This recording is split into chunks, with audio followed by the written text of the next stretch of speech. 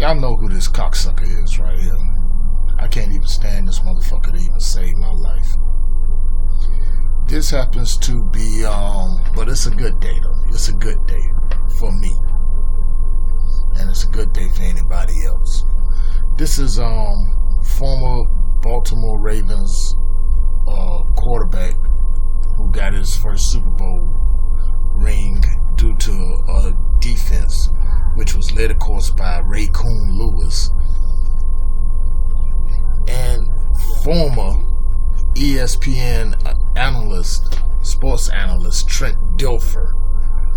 Now, the reason why I put this smug vampire tooth motherfucker on here and stuff, because I never forgot last season of what he said, saying those disparaging remarks about Colin Kaepernick and why he is taking a knee and taking a stand on refusing not to stand for the national anthem.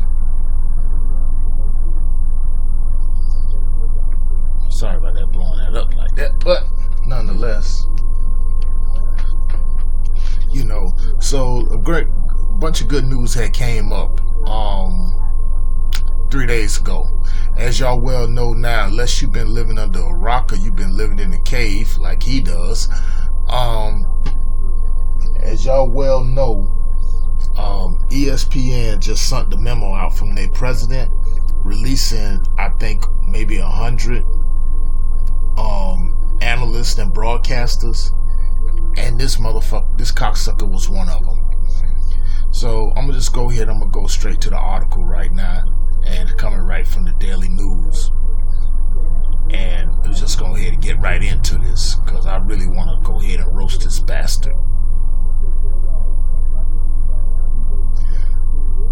Okay, as you can see the title right here, ESPN layoffs begin as Trent D HEAD, Ed Werner, Danny Cannell, for all you Florida Gator fans, he's very familiar with y'all, and Jason Stark among those out of a job. Now, before I even start this, first thing first, let me make one thing clear. It's never a good thing when people getting laid off, getting a job or whatever like that. But I guarantee you, all four of these guys probably voted for 45. And you talking about bringing jobs back? Well, you're not getting this one. And especially Trent D HEAD. I really hate him. I really hate him. Let's continue. Let's go. The worldwide leader in sports has begun its purge. ESPN NFL analyst Trent D HEAD, who spent 9 years with the network, tweeted he was amongst Wednesday's layoffs. He said he loved his job and was filled with gratitude and appreciation. Typical white supremacist type monologue. They always say that junk when they know their head was on the chopping block. Also, veteran Ed Werner was the first name to be announced after he tweeted out that he lost his job with the company but doesn't plan on leaving the sports world. I'm assuming that's Ed Werner right there. And the guy in the middle, that happens to be Danny Cannell. It's been a long time since I've seen him. Danny Cannell, as y'all know, former University of Florida Gator alumnus, and he started his NFL career with the New York Giants. He also got the axe after 8 years as a host on ESPN Radio. Now, in a tweet, Cannell said he poured his heart and soul into the network during his 8 years there.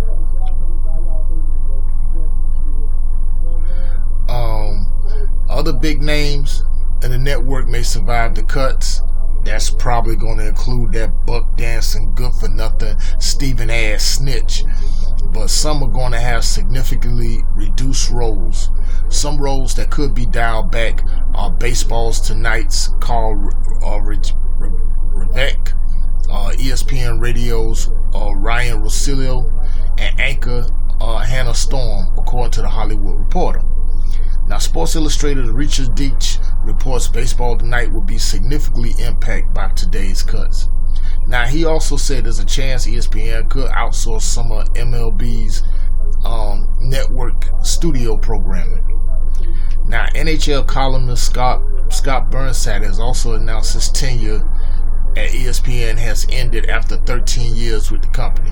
Hockey writer Joe McDonald and insider Pierre LeBrun has also revealed they've been let go. This ain't no joke. Now, ESPN, they expect to lay off about 100 of its on-air and online anchors, reporters, and analysts and production staffers, according to Sport News. Now, John Skipper, I'm assuming that's him, ESPN's president, no, that's not him, I'm sorry, he sent the memo to all the staff Wednesday morning confirming the news. And usual political thing, dynamic changes demand an increased focus on versatility and value, and as a result we are being engaged in the challenging process of determining the talent, anchors, analysts, reporters, writers, and those who handle play-by-play necessary to meet those demands. We will implement changes in our talent lineup this week. A limited number of other positions will also be affected and a handful of new jobs will be posted to fill various needs.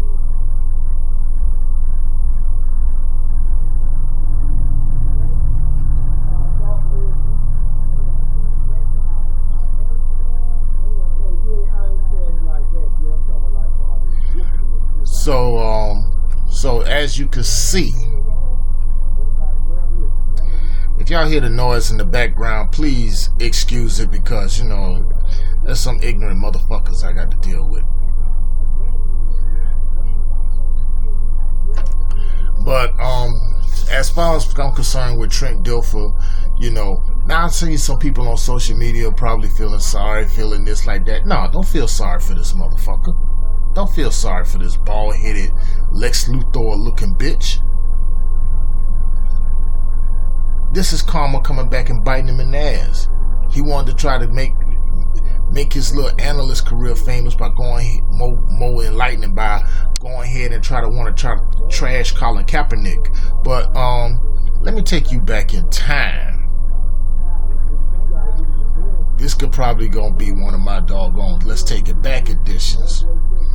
When he mentioned that about Colin Kaepernick, and this brother here gave him that death stare.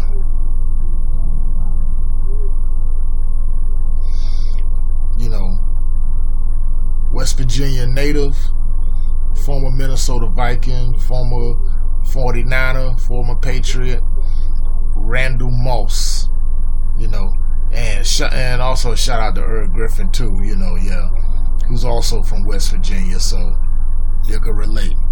The freak himself.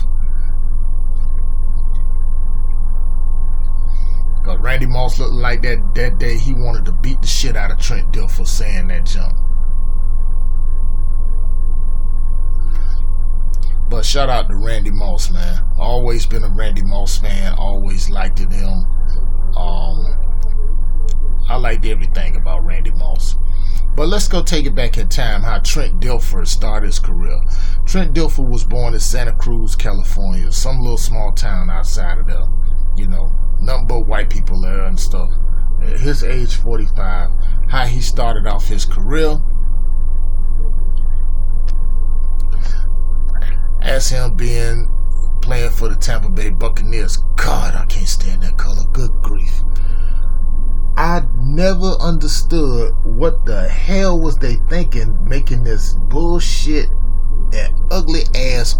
It make you don't want to drink orange juice after seeing this. Thank God Tony Dungy came in there and changed the colors of those. This was before he jumped over there and became with the Ravens, and he had hair at the time. It looked like a toupee if you ask me. I'm just saying.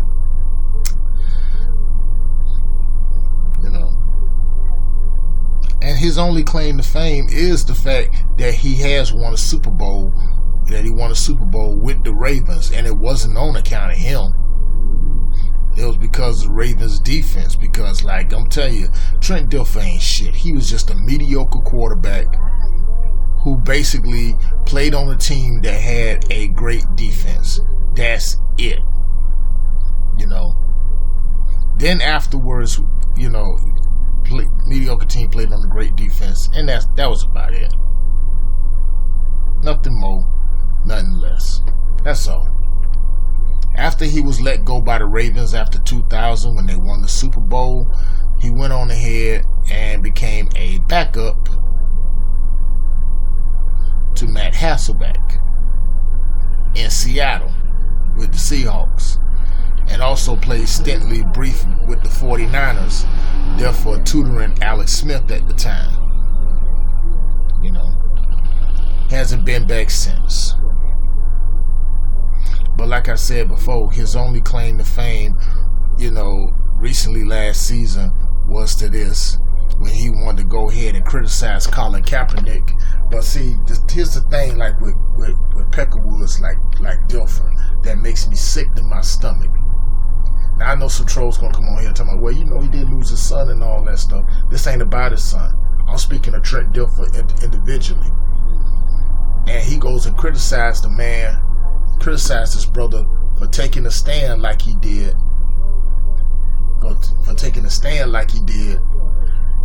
And don't even know the reason, doesn't understand, overstand, or understand the reason why he took, understand he not addressing the issue like most white people in this country. So I hate to say white, because like I don't like to use white, because white is not a nationality, never had been, never will be. Same as black and same as Hispanic. Those are not nationality. Hispanic is a ethnicity. Like any other Caucasoids, I would say, would never understand. You know, but he had the nerve to talk about it's still slavery going on here in America. See, that was code word. When he said that shit, that was code word that he want to take it back. No doubt this motherfucker is probably a Trump supporter, a 45 supporter. But that's irrelevant hearsay, you know. But Charles Woodson basically checked his ass. And he had no comeback for it. Because, like, you know, Trent Dilfer, as Skip Bayless was saying, and this is one time I'll agree with Skip Bayless, he's one of those, and Skip Bayless would say, I'm paraphrasing, so bear with me, he's one of those white guys who's basically still living in the past, still comes his own skin, ain't used to being around nobody that looked like Kaepernick, that looks like myself, that looks like Cynthia G, Diva Queen Lopez, brother Poppy Bay, brother Ambassador Goodman Eel, you know, or Irv Griffin, or Prince GMO, or Mr. Superboy 223, Field of the Advised Show, or anything like that.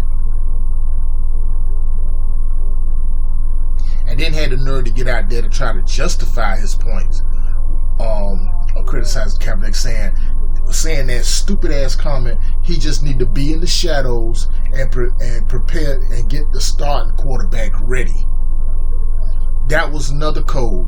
In other words, saying, nigga, stay in your place. You ain't supposed to be talking about this. You ain't supposed to be talking about that. Or this will happen to you. It's sort of like the same thing, like when, let me go this way.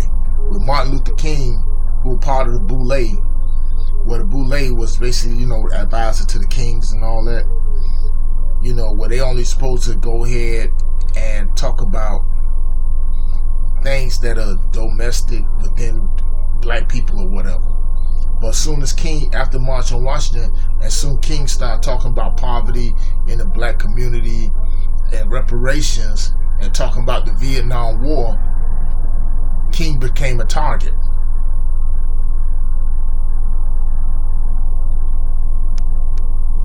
And see, this is what Trent Dilfer was making in reference to Kaepernick. He wants them to stay in the place. Because see, how was Kaepernick going ahead and being a distraction? He didn't distract the team. He wasn't causing a lot of problems. Chris Carter, your dumb ass need to be listening. You know, Kaepernick was voted the most likable, the most inspirational, most likable player, and he is a likable person, by his own teammates. And you know, and Colin Kaepernick didn't take that sitting down either. You know, he fired back at his ass. He fired back at Trent Dilfer from that. I mean, I played the audio in my last video, so you can go back there and listen to that. But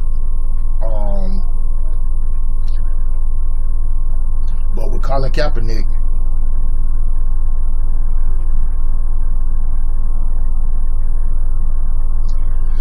had fired back at Trent Dilfer and basically let him know that, hey,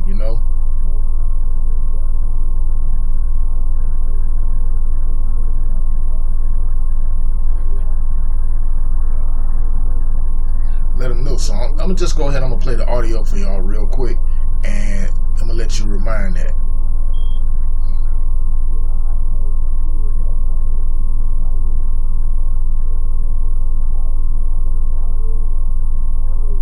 I think that's one of the most ridiculous comments I've heard. The fact that you say, no, you're a backup quarterback, stay in your place, that's an issue. I mean, to me, you're telling me that my position as a backup quarterback and being quiet is more important than people's lives.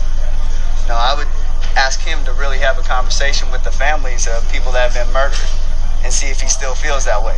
Because I bet you he doesn't, just because he hasn't experienced that type of oppression. That's something that I hope he goes home and really thinks about what he said and how it impacts not just me, but how it impacts people whose lives are affected by these issues. Yeah, I mean, that was like 50 seconds long.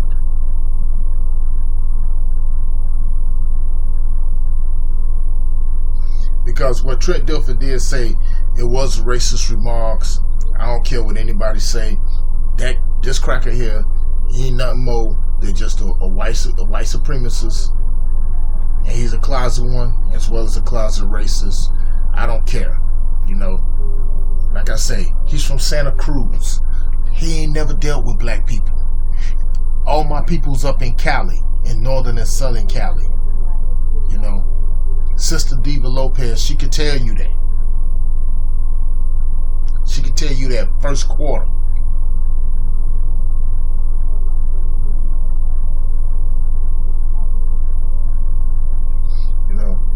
But that one was like 50 seconds long. The conversation is there. They support it. They want to let people know that. So let me play the whole thing here. This one here is like 3 minutes and 57 seconds long. The conversation is there. They support it and they want to let people know that they're supporting it and trying to bring awareness and trying to do things to help, eliminate that issue. Did you know some of your teammates were also going to raise a fist tonight? We had talked about it with some of them. They let me know that they supported what I was doing, supported the movement, and I was happy to see that they're not afraid to express what they really feel.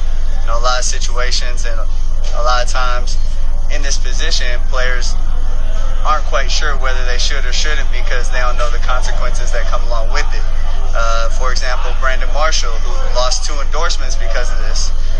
To me, that's embarrassing for those companies. That they let someone that has such a strong personality, such strong character, go because they don't believe in racial equality and justice for all. To me, I really don't have words to say about that, but it's just I don't understand that. What sort of feedback are you getting from athletes from other leagues, and how much do you think this will go beyond the NFL? This issue is beyond the NFL, is beyond any sport. It's about people. It's about, humanity. The fact that people are denied their liberty and justices, that's what this issue is about. It's racial discrimination, it's racial profiling. That's something that Trent Dilfer never it's all of those things. But and again, what you now people are really having a voice and being able to say, I've seen this and I don't agree with it. Colin, you got into this to start a conversation and to get talking about it. Seeing what you saw on the weekend, it would suggest that you've at least gone some way towards achieving that. Did it give you a sort of sense of pride to see what the other players did? It did give me a sense of pride, more so for the fact that I feel like change is coming. There's enough people talking about it. There's enough people that believe and see these injustices happening, and they want to be a part of the change. and they want to help change and help, ultimately give these people a better life, a better chance to, thrive. And that's huge. The character that these players are showing, and the lengths they're going to be able to say, I don't agree with this, and I'm gonna stand for this, regardless of the consequences, is amazing. Many of them said they were directly inspired by what you did. Is that sort of, I know this is about more than you, it's about a movement, but did it give you a sort of sense of personal pride on the movement? No, this movement wasn't for me. I didn't do these things because of me. It was, as I've researched things, as I've seen things more and more, it's not right. And, there's an instance yesterday where Terrence Sterling was murdered. Unarmed black man, once again. And it's become habitual. It's an issue, and it needs to be addressed because it continues to happen, and every time it's administrative leave. You expect more from us, right? That's not right. That's an issue that needs to be addressed, and policies need to be a change to address that. How do you feel about Jed Dwork making the donation? It was amazing. I had a great conversation with Jed. He went out of his way and reached out to me, and got to talk with him and talk these things through. And he wanted to know, Jed York, he supported Kaepernick. He supports Kaepernick. He still supports Kaepernick. Well. As does Michigan head coach, someone that has that position, Jim Harbaugh, and also is running an organization like this. That's huge, and it says a lot about what people mean to him. And okay, that was a little bit longer, but it definitely let us know about what this ignorant sumbitch right here. Trent Dilfer, as far as I'm concerned with him, he is a racist piece of garbage. He's trash.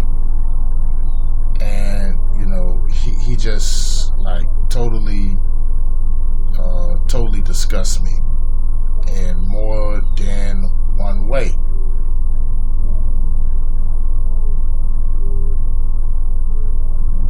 He disgusts me in more than one way, and I can't really deal with that with him.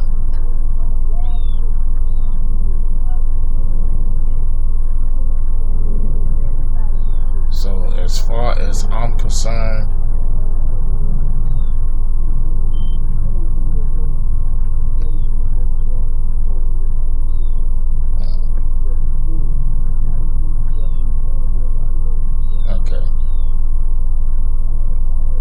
as far as I'm concerned with Trent Dilfer,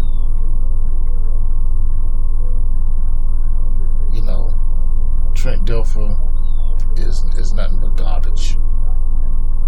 And that's all he'll ever be. That's why I say good riddance to bad rubbish. I don't feel sorry for him getting axed from ESPN, just like I didn't feel sorry for Ray Lewis and Chris Carter. You know what I'm saying?